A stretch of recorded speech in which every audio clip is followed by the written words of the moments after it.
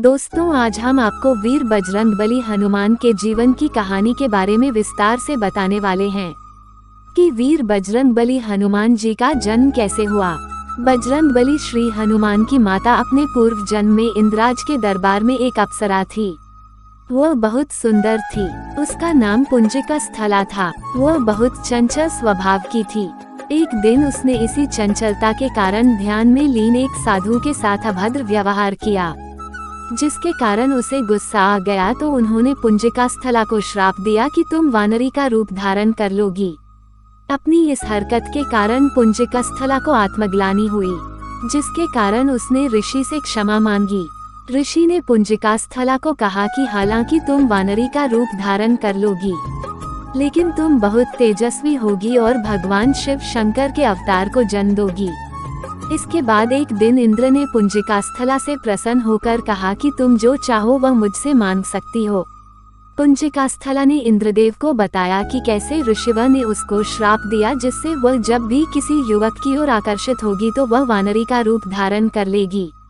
वह अब श्राप से मुक्ति पाना चाहती है।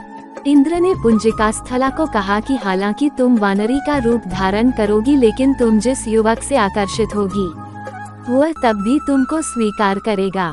जब तुम शिव शंकर के अवतार को जन्म दोगी तो तुमको इस श्राप से मुक्ति मिल जाएगी।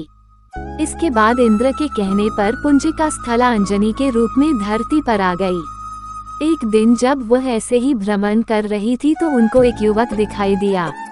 अंजनी उस युवक की तरफ आकर्षित हो गई, जिससे उसका चेहरा वानरी का हो गया। अंजनी ने अपना चेहरा युवक से छुपा लिया। जब वो युवक अंजनी के पास आया तो उसने अंजनी से अपना चेहरा दिखाने को कहा।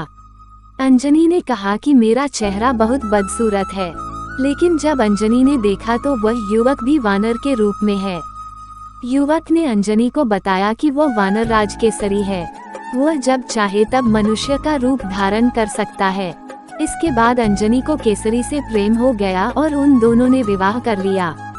शादी के बाद भी बहुत समय तक उनकी कोई संतान नहीं हुई। संतान की इच्छा को लेकर एक दिन अंजनी मातंग ऋषि के पास पहुंची तो मातंग ऋषि ने अंजनी को 12 बरस तक नारायण पर्वत स्थित स्वामी तीर्थ जाकर उपवास करके तप करने को कहा। अंजनी ने संतान प्राप्ति के लिए ऐसा ही किया। अंजनी की तपस्या से प्रसन्न होकर वायुदेव ने अंजनी को वरदान दिया कि तुमको बहुत बलशाली पुत्र प्राप्त होगा। ये वरदान मिलने के बाद अंजनी शिव की तपस्या करने लगी।